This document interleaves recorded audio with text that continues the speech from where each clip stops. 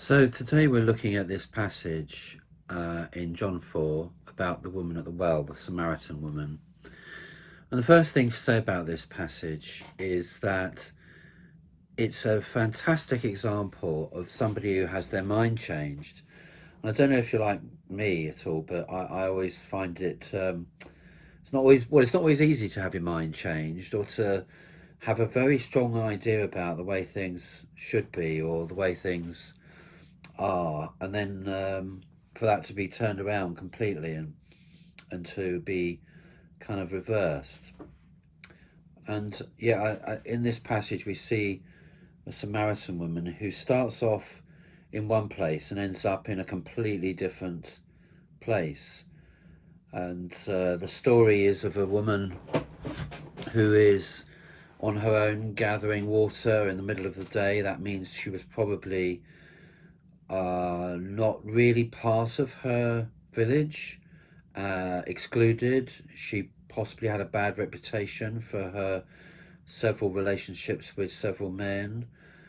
She she wouldn't have been in this position at that time of the day if she was a respected member of the community. So she comes into this story probably with low self-worth, low self-esteem, and she's also a Samaritan and she's also a woman. Now, all of this disqualifies her in those days, in that culture, from talking to somebody who was A, a man, B, a Jew, and C, a rabbi. So you've got a woman who perhaps sees herself as bad, talking to a man who, as a rabbi, would have been seen as a good man at least.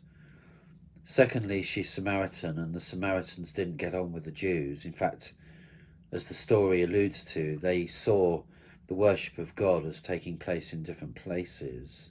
And historically, these two people groups were at odds with each other.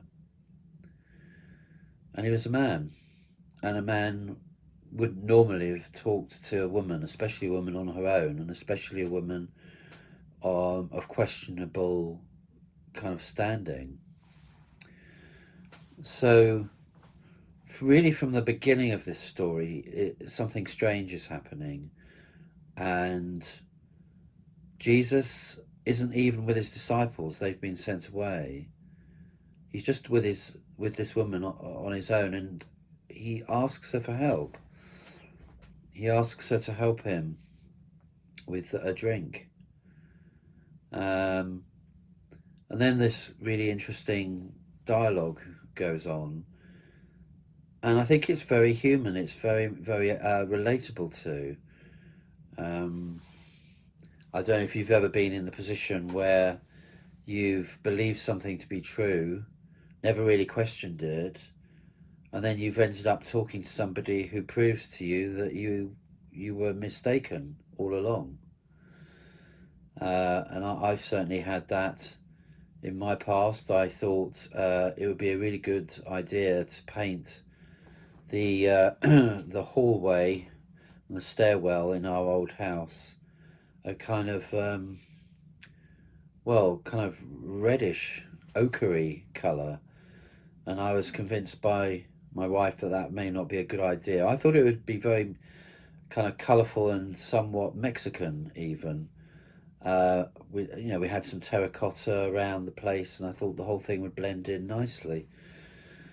But I was convinced in the end by my wife that really wasn't a good idea, and we actually ended up getting something very much calmer, and it worked brilliantly. But I wouldn't have foreseen that because I had a kind of clear idea in my mind. Now, that's just a small example, but we can all think of times when we've just seen things a particular way. It may be because of our background, it may be because of where we live, it may be because of the job we do, it may be because of the family we come from. But we all have a particular lens that we look through, and that lens shapes the world that we see. Not only that, but it tends to make us believe that it's absolutely true. Now, in my experience, as both as a pastor but also as a psychotherapist, a lot of the time what people believe to be their truth is at best only part of the story. So it might not be exactly untrue, but it's certainly not the whole story.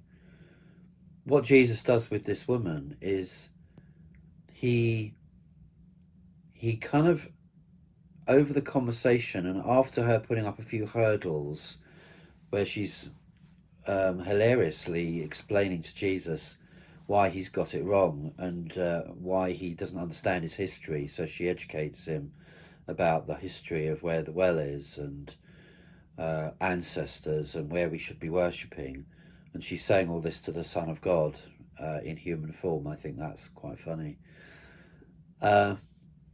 After she's done all this and held her position, Jesus kind of gradually reveals who he is to her, and that he is he's God in human form essentially, and that he has the waters of life that never stop running. And something in that interchange, something I think of the Holy Spirit, enters into this woman, and she realizes it's true. It's true, and it's the opposite of what she's believed up until that point. But it's true because she is experiencing truth in human form. She's experiencing life in all its fullness. And somehow that resonates with her life in all its absence. This is a person who perhaps has a sort of big kind of vacuum almost inside them, and maybe she's been filling it with all sorts of things to prop herself up with or make herself feel a bit better.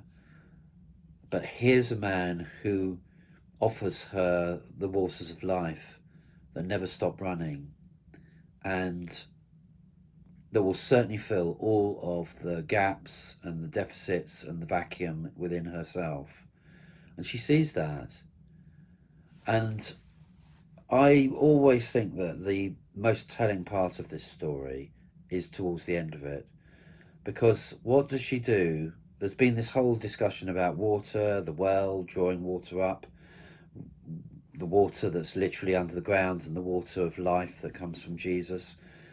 Two different types of water. She has a bucket, and I think that bucket very much defines this woman. It's self-made, human-made. It's a mechanism, a bucket, for drawing up water and containing it.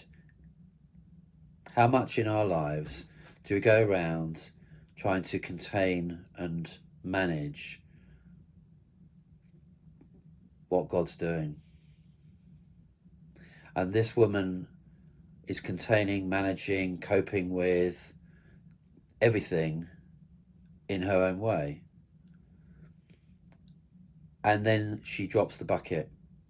She drops the bucket and she runs off to tell people who probably won't be that keen to see her that she has met a man who's told her a life story, who's kind of read her mail, as they say.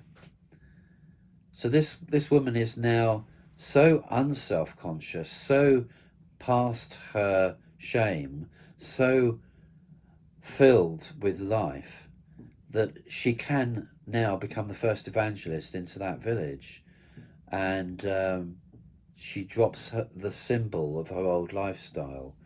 She kind of drops that thing that she's been carrying around that kind of defines who she is a bit, and goes running off free, actually, of her old story. So today, perhaps we can think about what things we've been holding on to and what things we need to drop. But it's not just that we drop the old, it's that we also take in the new. And at the end of this week of prayer that we've been having as a church, perhaps now's a good time to consider what we want to drop from our own lives and what we want to receive from Jesus freely, that brings life in all its fullness, bubbling up, spilling over, because he is the source of the waters of life. Amen.